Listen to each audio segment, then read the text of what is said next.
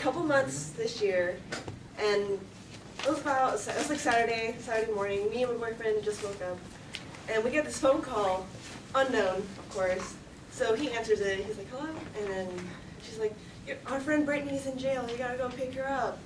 I have to go to work. I can't bail her out." And we're just like, okay, leaving us no time to ask her questions about where she is, bail, or what she could possibly do.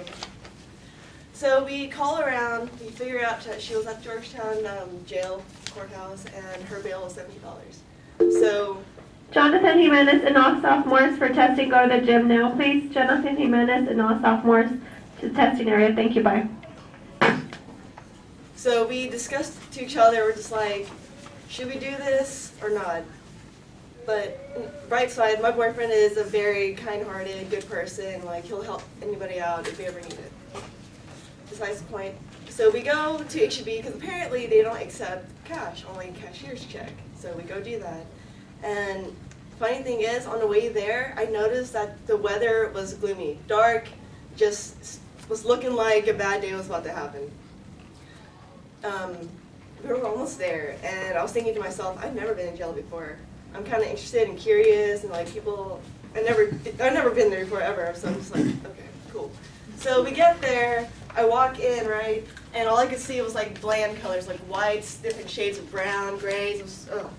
So we put our name down, and we go sit down on this really hard-looking white bench. It was terrible. Oh. So about 10 minutes passed, and the sheriff calls us up. He's like, name, and not even a, hi, how are you? And I'm just like, okay, thanks. Good morning to you, too. So we give him her name, and he shows a picture of her. He's like, is this her? We're like, yes. And then both of us at the same time were like, what did she do? Because we didn't know.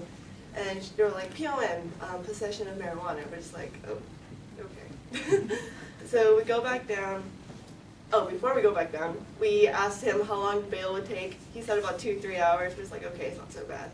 So we go sit down, and you know that feeling when you're in a restaurant and there's that one baby crying? It's like that. That was really, really awkward. Like, people were mean-mugging each other. No one wants to talk. I was just really uncomfortable. I did not want to be there. It's awkward all around. Okay, and then we were talking to each other, playing some games, trying to kill time, reading some old magazines that's been there for a while, it looks like. And we're just like, okay, let's go eat somewhere. So we go to this place called Mama Foods to go eat. I've been there before, so I kind of figured it would be like awesome and like full of flavor and all this good stuff. No, it was bland, it was tasteless. I was so disappointed. And we went to PetSmart afterwards and tried to kill some time there. Funny thing is, during this time, I felt like I was in jail. Because I had to wait for my friend, even though I wasn't there. And I had like a tasteless lunch. It was just terrible. I'm just getting frustrated even thinking about this. Okay. About 2 hours passed, and we finally go back. And we're like, okay, we're going to get there. She's going to be waiting for us. We got to go. All right. We get there. We don't see her there. We're just like, wait, what? And then people did the shift change, and then there was a new sheriff there. And I asked him, he's like, I was going to about 2 or 3 more hours. I was like, what? I was so pissed. I was frustrated. I was so frustrated. I was like, okay, there's nothing else we could do, so I might as well just wait. Finally, group 1 comes out. They just look like they've been in hell and back. Like, they didn't have shoes on, they were dirty, they all looked scared. I was like, oh man.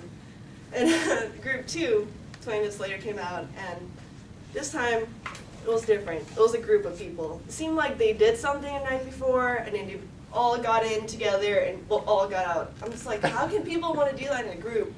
Like, really, I guess they won't feel as bad, but I don't know. But there was this one typical person, he looked like a typical bad boy. He was just laughing, having a good time, like, hey, what's up? And I was like, what? How can somebody get used to something like that? Like, really?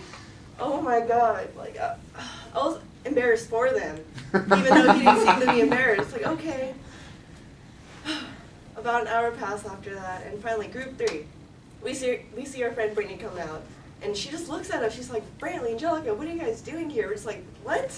We're here for you. Of course. Like, why else would you want to spend a whole day in jail for? And she's like, oh, I thought my friend was going to pick me up. We're just like, no, she had to go to work, and so we're here.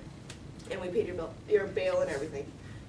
At that moment, her eyes were like so wide open, and it started to water. It was the saddest thing ever. She started bawling her eyes out as if she was having tears of joy just because she didn't want to be there anymore. She runs up and hugs us. She's like, "I never, ever want to go back again. That was the most scariest thing in my life." So we go take her out, we bring her to a toll park and all that stuff. I noticed in the rear view mirror that she was shaking and she was looking left and right constantly. She was as if she was paranoid, scared, didn't know how to think about life, even though she's only been there for one night. I was just like, wow. And then we all get her car stuff situated, we drop her off.